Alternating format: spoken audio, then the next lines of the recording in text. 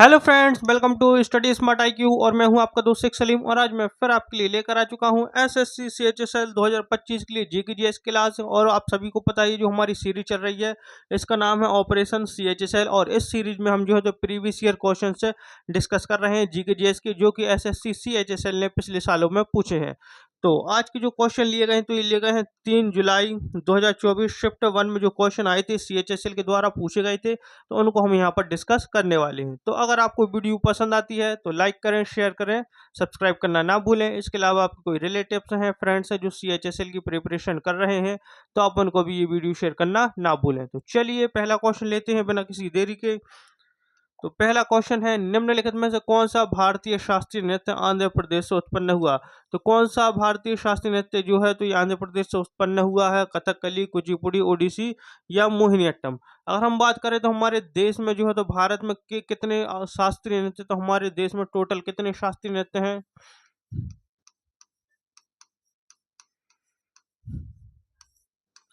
तो हमारे देश में जो है तो टोटल कितने 8 शास्त्रीय नृत्य हैं। कितने? 8 शास्त्रीय नृत्य हैं। कौन कौन से हैं तो मैं उनको बताऊंगा, लेकिन सबसे पहले कि आंध्र प्रदेश से जो उत्पन्न हुआ है वो कौन सा है। तो आंध्र प्रदेश से जो उत्पन्न हुआ है शास्त्रीय नृत्य तो ये है कुचिपुड़ी। कौन सा? कुचिपुड़ी। अगर हम बात करें जो कुचिपुड़ी है तो ये आंध्र प्रदेश से संबंधित है। आंध्र प्रदेश का जो है तो ये शास्त्रीय नृत्य है। अब हम बात करें कथकली की, तो कथकली जो है ये कहाँ का? ये केरल का शास्त्रीय नृत्य है। ओडिसी ओडिशा का।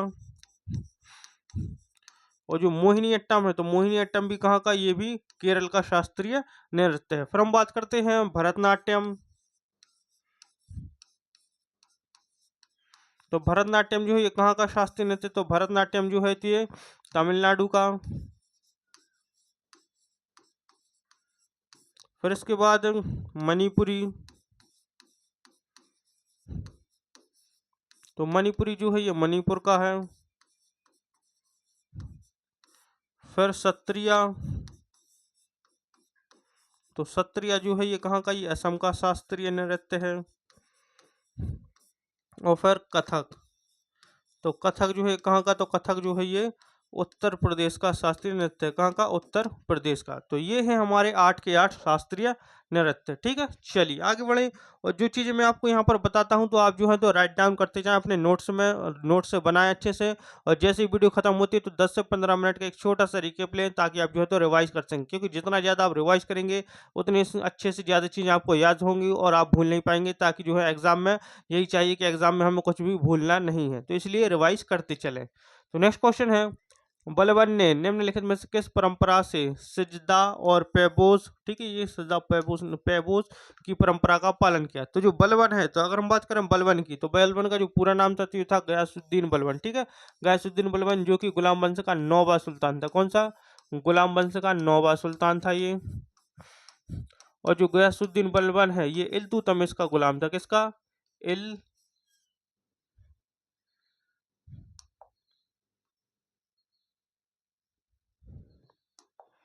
इल्तुतमिश का। ठीक है, इल्तुतमिश का जो है ये गुलाम था। इल्तुतमिश का गुलाम था कौन?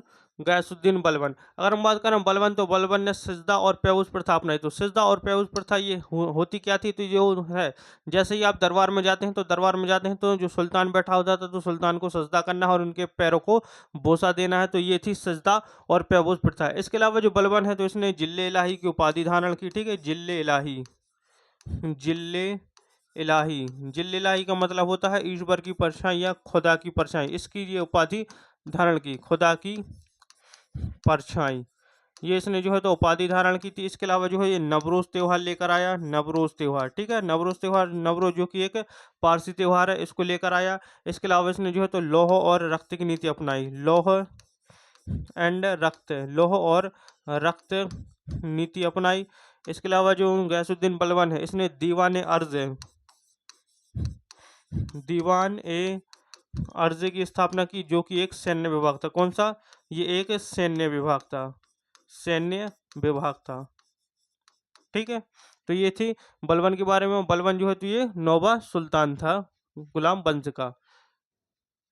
चलिए, तो ये अब ये पूछा गया कि सजदा और पैबोस की परंपरा का पालन किया, तो ये जो है तो फारसी परंपरा, कौन सी, फारसी परंपरा का जो है इसने पालन किया था। ऑप्शन बी इसका राइट आंसर हो जाएगा। चलिए आगे बढ़े। बैडमिंटन खेल और मैच की लंबाई के संबंध में निम्नलिखित में से कौन सा कथन सही है। तो बैडमिंटन खेल और मैच की लंबाई के संबंध में हम देखते हैं तो एक मैच में 21 अंकों के 4 सर्वश्रेष्ठ गेम होते हैं, नहीं। फिर एक मैच में 21 अंकों के 3 सर्वश्रेष्ठ गेम होते हैं, हाँ ये वाला बिल्कुल सही है। तो एक मैच में जो है तो 21 अंकों के जो है तो 3 सर्वश्रेष्ठ गेम होते हैं बैडमिंटन में, ठीक है। चलिए आगे बढ़े। ऑप्शन बी इसका राइट आंसर हो जाएगा। नेक्स्ट क्वेश्चन देखते हैं। कॉमनवेल्थ खेलों में स्वर्ण पदक जीतने वाली पहली भारतीय महिला पहलवान कौन थी। तो कॉमनवेल्थ गेम से अगर हम बात करें तो इनको जो है तो हिंदी में बात करें तो इनको कहते हैं राष्ट्रमंडल खेल। कौन से, राष्ट्रमंडल खेल, ठीक है। हिंदी में इसको राष्ट्रमंडल खेल कहा जाता है। अगर हम बात करें कॉमनवेल्थ गेम्स, तो कॉमनवेल्थ गेम्स को जब शुरुआत हुई थी इसकी, तो तब इसको कहा जाता था ब्रिटिश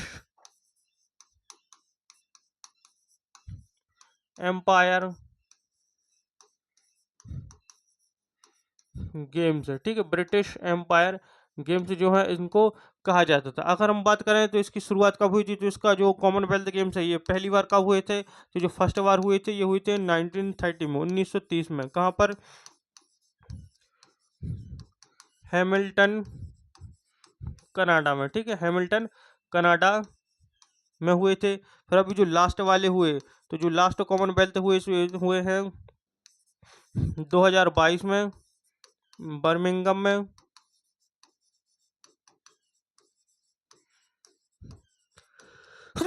बर्मिंघम में। और जो नेक्स्ट वाले होंगे तो ये नेक्स्ट कॉमनवेल्थ गेम्स जो होने हैं तो ये होने हैं कब, तो ये होने हैं 2026 में। कब, 2026 में होंगे। कहाँ पर होंगे, ये होंगे ग्लासगो में, ग्लासगो में। और ये कहाँ पर है, तो ये पड़ता है स्कॉटलैंड में, स्कॉटलैंड। तो यहाँ पर ये होने हैं। अब ये पूछा गया है कि पहली भारतीय महिला पहलवान जिन्होंने कॉमनवेल्थ गेम्स में जो है तो स्वर्ण पदक जीता था, तो ये जीता था गीता फोगाट ने। किसने, गीता फोगाट ने। और गीता फोगाट जो है तो ये कब, इन्होंने 2010 के जो ओलंपिक्स गेम्स हुए थे, कहाँ पर, कॉमनवेल्थ गेम्स हुए थे नई दिल्ली में, ठीक है। यहाँ पर जो है इन्होंने ये मेडल जीता था। और जो कॉमनवेल्थ गेम्स है, एक चीज याद रखिएगा, कॉमनवेल्थ गेम्स में वही देश पार्टिसिपेट करते हैं जो पहले ब्रिटिशर्स के अधीन थे, यानी उन पर ब्रिटिशर्स ने राज किया है। चलिए आगे बढ़े।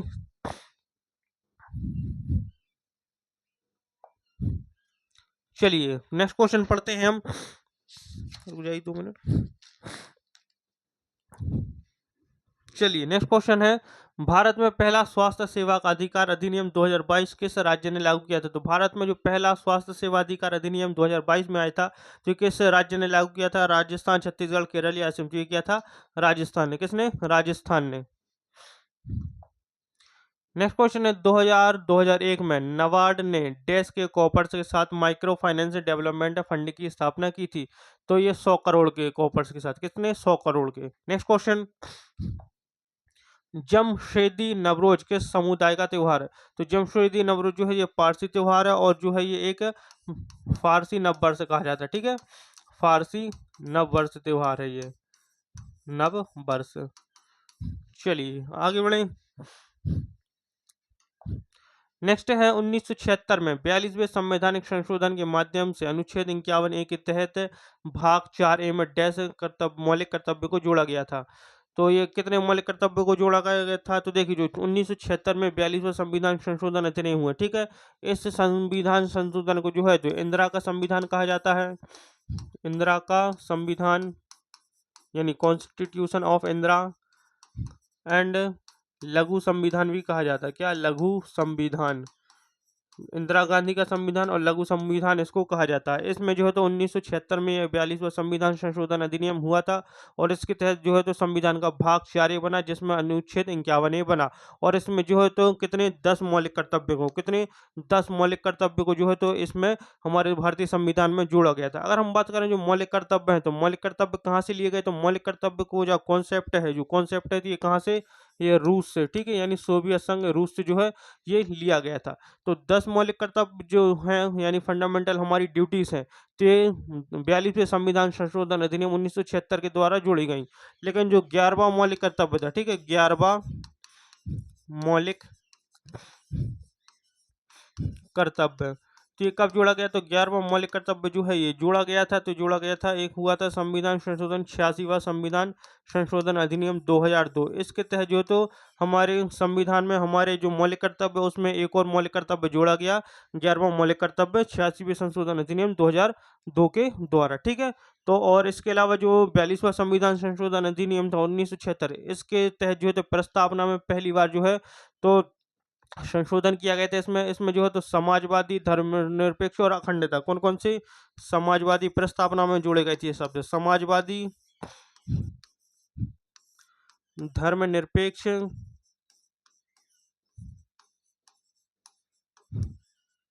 और अखंडता, समाजवादी, धर्मनिरपेक्ष और अखंडता, ये शब्द जोड़े गए थे हमारे संविधान में, ठीक है। चलिए आगे बढ़े, नेक्स्ट क्वेश्चन देखते हैं। जम्मू और कश्मीर का कौन सा लोक संगीत शादी समारोह में गाया जाता है? तो जम्मू और कश्मीर का कौन सा लोक संगीत शादी समारोह में गाया जाता है? अगर हम बात करें पानी हारी, तो जो है, तो ये कहाँ का है? ये है राजस्थान का, ठीक है। फिर अगर हम बात करें आल्हा, तो ये मध्य प्रदेश एंड उत्तर प्रदेश के बुंदेलखंड क्षेत्र में मनाया जाता है। फिर बानाबुन, तो इसका राइट आंसर हो जाएगा ऑप्शन सी। तो बानाबुन जो है तो ये जम्मू कश्मीर में एक शादी समारोह में गाया जाने वाला लोक संगीत है। और जो बाउल, तो बाउल जो है तो ये पश्चिम बंगाल में, कहाँ पर? पश्चिम बंगाल, वेस्ट बंगाल में ये गाया जाता है। नेक्स्ट क्वेश्चन, भारत सरकार द्वारा जुलाई 2022 से जून 2024 तक 2 साल के लिए निम्नलिखित में से कौन सी बेरोजगार योजना बढ़ाई गई? तो कौन सी बेरोजगार योजना जो है तो 2 साल के लिए बढ़ाई गई है? तो ये जो है तो ये है अटल बीमित व्यक्ति कल्याण योजना, जो कि 2022 से जुलाई 2022 से जून 2024 तक के लिए बढ़ा दी गई है। अब जून आने वाला है, फिर आगे देखते हैं कि इसको आगे बढ़ाया जाएगा या फिर यहीं पर इसको रोक दिया जाएगा। नेक्स्ट क्वेश्चन, गदर पार्टी की स्थापना डैश में सोहन सिंह भागना, कांशी राम, हरनाम सिंह, टुंडीलाड, लाला हरदयाल और अन्य द्वारा की गई थी। तो देखिए जो गदर पार्टी, तो गदर पार्टी के जो मेन संस्थापक है तो ये हैं लाला हरदयाल एंड सोहन सिंह भागना, ठीक है। इन्होंने इसकी स्थापना की थी और इसका जो हेडक्वार्टर था गदर पार्टी का, तो ये कहाँ था? तो ये था सैन फ्रांसिस्को में। सैन फ्रांसिस्को यूएसए में जो है इसका हेडक्वार्टर था।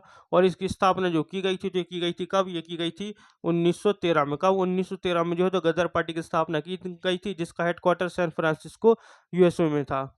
चलिए आगे बढ़े, उत्तरी मैदानों का सबसे बड़ा भाग कौन सा है? यह पुराने जलोढ़ से बना है। तो सबसे बड़ा भाग कौन सा है? तो ये है बांगर, क्या? बांगर, ऑप्शन बी इसका राइट आंसर हो जाएगा। तो जो पुरानी जलोढ़ मिट्टी होती है तो उसको बांगर कहते हैं, और जो नई जलोढ़ मिट्टी होती है तो उसको क्या, उसको कहा जाता है खादर, ठीक है, खादर। चलिए नेक्स्ट क्वेश्चन, विभिन्न राज्यों में कृषि के आदिम रूपों के नामों का सही मिलान कीजिए। मध्य प्रदेश, आंध्र प्रदेश, उड़ीसा, झारखंड और पेंडा, वेवर, कुरुबा या बिंगरा। तो देखिए मध्य प्रदेश के जो कृषि आदिम रूप हैं तो ये हैं बेवर, ठीक है, ऑप्शन बी। फिर आंध्र प्रदेश का पेंडा, ऑप्शन ए। फिर ओडिशा का बिंगरा बिंगरा और झारखंड का कुरुबा। तो देखते हैं फर्स्ट का बी, तो फर्स्ट का भी सिर्फ 2 ऑप्शन में, तो इसलिए ऑप्शन ए और ऑप्शन डी कट गया।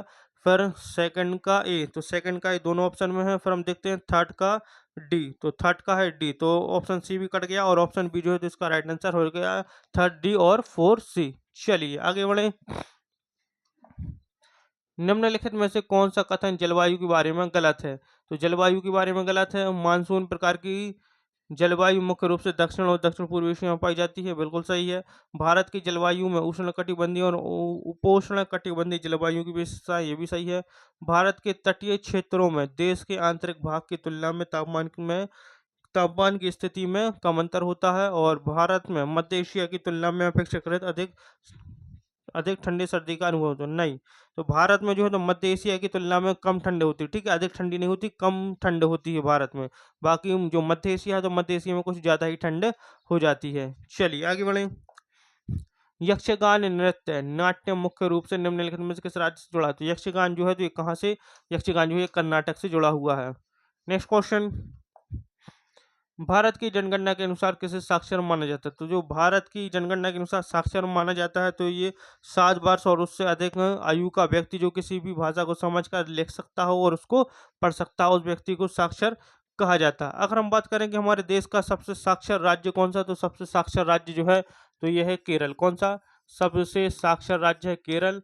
और सबसे कम साक्षर राज्य कौन सा? तो सबसे कम साक्षर राज्य है बिहार। ठीक है, बिहार। केरल की साक्षरता दर सबसे अधिक है और बिहार की सबसे कम है साक्षरता दर। चलिए आगे बढ़ें। ई भूमि रिकॉर्ड को प्रबंधित और डिजिटाइज करने के लिए किस प्रकार की तकनीक का सबसे अधिक उपयोग किया जाता है? तो किया जाता है भौगोलिक सूचना प्रणाली यानी जीआईएस का। Next question. भारत की 2011 की जनगणना के अनुसार निम्नलिखित में से किस राज्य में सबसे कम जनसंख्या दर्ज की गई? तो सबसे कम जनसंख्या दर्ज की गई है। अगर हम बात करें सबसे अधिक जनसंख्या कहाँ पर है, ठीक है, सबसे अधिक जनसंख्या राज्यों में, तो ये है उत्तर प्रदेश में। ठीक है, उत्तर प्रदेश की जो जनसंख्या है ये सबसे अधिक है। और सबसे कम कहाँ की? तो सबसे कम जो दर्ज की गई है ये की गई है सिक्किम में। तो सबसे कम जनसंख्या है सिक्किम में, सबसे अधिक है उत्तर प्रदेश में। अगर हम बात करें केंद्र शासित प्रदेश की, तो केंद्र शासित प्रदेशों में सबसे अधिक जनसंख्या जो है ये दिल्ली की है। कहाँ की? दिल्ली की जो है ये सबसे अधिक है। और सबसे कम है लक्षद्वीप की। ठीक है, लक्षद्वीप की, तो लक्षद्वीप की सबसे कम है। ठीक है, तो इसका राइट आंसर क्या है? इसका राइट आंसर है सिक्किम। नेक्स्ट क्वेश्चन देखते हैं। तो नेक्स्ट क्वेश्चन है उत्प्रेषण किसके अंतर्गत आता है? तो उत्प्रेषण जो है तो ये एक प्रकार की रेट है। क्या है? उत्प्रेषण जो है ये एक प्रकार की रेट है। और हमें कितने प्रकार के रेट प्राप्त हैं? हमें 5 प्रकार के रेट है। कितने? 5 प्रकार के रेट प्राप्त हैं। एक हो गई बंदी प्रत्यक्षीकरण, फिर परमादेश, उत्प्रेषण, अधिकार परीक्षा और प्रतिषेध। तो ये 5 रेटें हैं।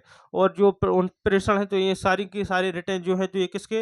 ये संवैधानिक उपचारों के उपचारों का जो अधिकार है इसके अंतर्गत आती हैं। और जो संवैधानिक उपचारों का अधिकार है ये संविधान के अनुच्छेद 32 में। कहाँ पर? संविधान के अनुच्छेद 32 में। और जो संवैधानिक उपचारों का अधिकार है इसको बी आर अम्बेडकर ने, ठीक है, यानी डॉक्टर भीमराव अम्बेडकर ने इसको जो है तो heart and soul of the constitution कहा, यानी संविधान की हृदय और आत्मा बताया है बी आर अम्बेडकर ने अनुच्छेद 32 को। अगर हम बात करें तो अनुच्छेद 32 के तहत जो है तो ये सुप्रीम कोर्ट, कौन?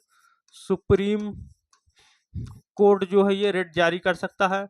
और अनुच्छेद 226 के तहत हाई कोर्ट, ठीक है, हाई कोर्ट, हाई कोर्ट यानी उच्च न्यायालय, ठीक है, हाई कोर्ट जो है ये रेट जारी कर सकता है। अगर हम बात करें शोषण के विरुद्ध अधिकार तो ये संविधान के भाग 4 में अनुच्छेद 23 और 24 में है। ठीक है, फिर धार्मिक स्वतंत्रता का अधिकार तो अनुच्छेद 25 से 28 में है ये। और समानता का अधिकार तो अनुच्छेद 14 से लेकर 18 तक जो है ये है। और जो है तो ये हमारे संविधान के भाग 3 में आते हैं और ये हमारे मौलिक अधिकार है। चलिए next question. Virtual reality display किस मुख्य इंद्रिय को लक्षित करते हैं? तो किसको? तो ये दृष्टि को। किसको? दृष्टि को लक्षित करते हैं। Next question. निम्नलिखित में से कौन से कथन सत्य है? तो देखिए कथन पढ़ते हैं। पहली पंचवर्षीय योजना पीसी महालनोबिस मॉडल पर आधारित थी। नहीं, क्योंकि जो पहली पंचवर्षीय योजना थी तो ये हेरोड डोमर मॉडल पर आधारित थी। किस पर? हेरोड डोमर मॉडल पर आधारित थी, ना कि पीसी महालनोबिस। पीसी महालनोबिस पर दूसरी पंचवर्षीय योजना थी। पर पहली पंचवर्षीय योजना में कृषि विकास पर जोर दिया गया था, ये बिल्कुल सही है। भारत में पंचवर्षीय योजना मॉडल रूस से लिया गया, बिल्कुल सही है। तो इसका क्या हो जाएगा? ऑप्शन 2, केवल 2 और 3 जो है तो सही है, यानी ऑप्शन सी इसका राइट आंसर हो जाएगा। हमने इसका कॉन्सेप्ट जो है पंचवर्षीय योजना का कॉन्सेप्ट रूस से लिया है। पहली पंचवर्षीय योजना जो है तो 1951 में शुरू हुई थी। ठीक है, 1951 से 56 तक हमारी पहली पंचवर्षीय योजना चली। और 12 पंचवर्षीय योजना हमने चलाई हैं भारत में। ठीक है, चलिए आगे बढ़े। मई 2023 में भारत के सर्वोच्च न्यायालय ने पॉश अधिनियम को मजबूत करने के लिए दिशा निर्देश जारी किए। निम्नलिखित में से यह अधिनियम किससे संबंधित है? कार्यस्थल पर महिलाओं का यौन उत्पीड़न यानी बाल तस्करी, खाद्य सुरक्षा या जिलों में सुविधाएं। तो कार्यस्थल पर महिलाओं का यौन उत्पीड़न जो है तो यह इससे संबंधित है। Next question. नेक्स्ट है भारतीय एथलीट शैली सिंह ने golden grand prix 2023 athletics meet में महिलाओं की लंबी कूद में कांस्य पदक जीता, जो डैश में आयोजित किया गया था। तो ये जो आयोजित हुआ था इसका आयोजन हुआ था जापान में। कहाँ पर? जापान में। Next question. एक पशु कोशिका में डीएनए प्रतिकृति के लिए निम्नलिखित में से कौन से एंजाइम आवश्यक है? तो ये एंजाइम जो आवश्यक है इसमें तो ये हैं टोपोइसोमरेज, फिर डीएनए लिगेज, डीएनए पॉलीमरेज और डीएनए प्राइमेज। ठीक है। Next question, Hans Christian Ostend ने किस वर्ष में यह खोज की थी कि एक धातु के तार के पास से विद्युत धारा प्रवाहित करने पर एक कंपास सुई विक्षेपित हो जाती है? तो ये जो इन्होंने किया था 1820 में। कब? 1820 में। ऑप्शन बी इसका राइट आंसर हो जाएगा। तो ये थे हमारे आज के 25 क्वेश्चन एसएससी सीएचएसएल 2025 के लिए। आई होप आपको हमारी ये वीडियो पसंद आई हो। तो अगर वीडियो पसंद आती है तो लाइक करें, शेयर करें, सब्सक्राइब करना ना भूलें। तो मिलते हैं आपसे अगली वीडियो में, तब तक के लिए good luck and goodbye. Thank you.